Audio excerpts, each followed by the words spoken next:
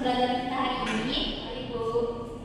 Nah, untuk pembelajaran kita hari ini yaitu kita akan membahas tentang konsep sejarah serta perkembangan fikih. Nah, apakah anak-anak Ibu ingat materi pembelajaran kita minggu lalu? Ingat, Bu?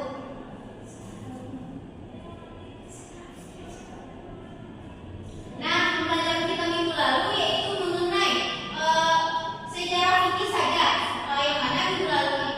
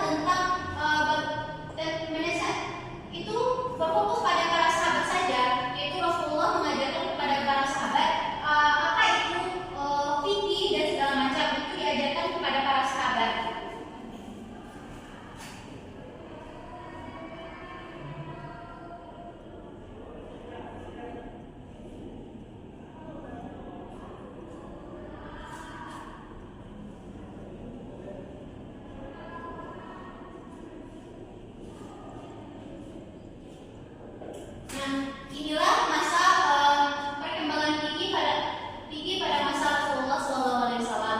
Selanjutnya yaitu masa perkembangan fikih pada masa sahabat, yaitu Khulafaur Rasyidin.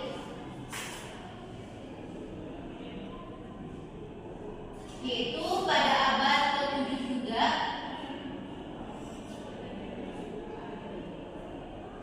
Nah, kenapa kita beralih kepada masa sahabat? Karena setelah Rasulullah menyampaikan perkembangan fikih yang tinggi, lanjut kepada masa sahabat karena Rasulullah saat itu telah meninggal dunia, barulah dilanjutkan oleh para sahabat. Yang mana, apakah Anda tahu Rasulullah meninggalnya kapan? Nah, Rasulullah itu meninggal pada 12 Rabiul Awal. Nah, setelah Rasulullah meninggal, lalu perkembangan fikih ini dilanjutkanlah oleh para sahabat.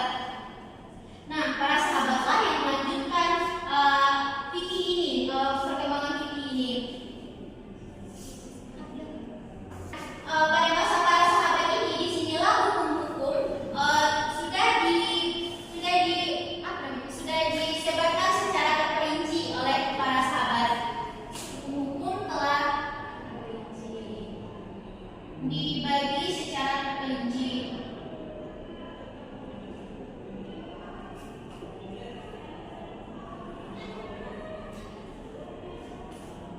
Yang mana para sahabat telah menyebarluaskan apa yang telah diberikan oleh Rasulullah kepada para sahabat ini. Yang mana seperti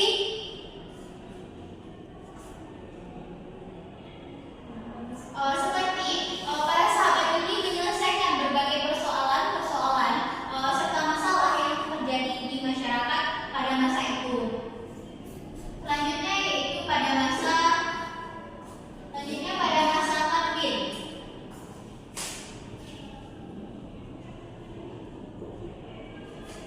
Nah, setelah pada masa sahabat ini lanjut ke masa tabi'in, yang mana pada masa tabi'in ini terjadi pada abad ke-8.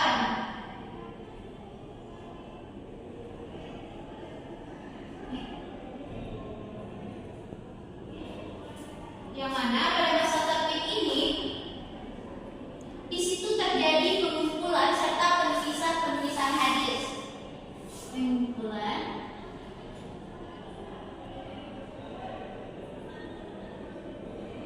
dan penulisan hadis.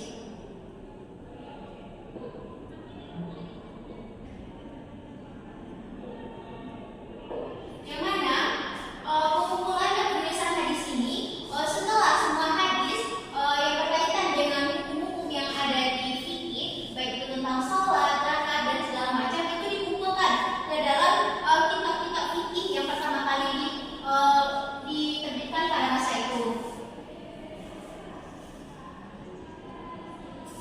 Dan juga pada masa tabi'in ini sudah banyak tampaknya tentang hukum-hukum dalam beragama.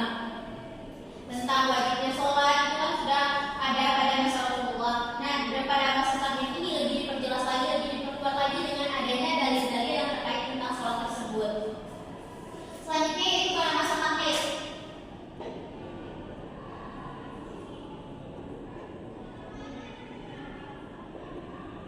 Nah, pada masa tabi'in ini sudah banyaknya aliran-aliran ataupun mazhab seperti mazhab, sudah adanya mazhab Syafi'i, Maliki, Hambali dan juga mazhab Hanafi. Yang mana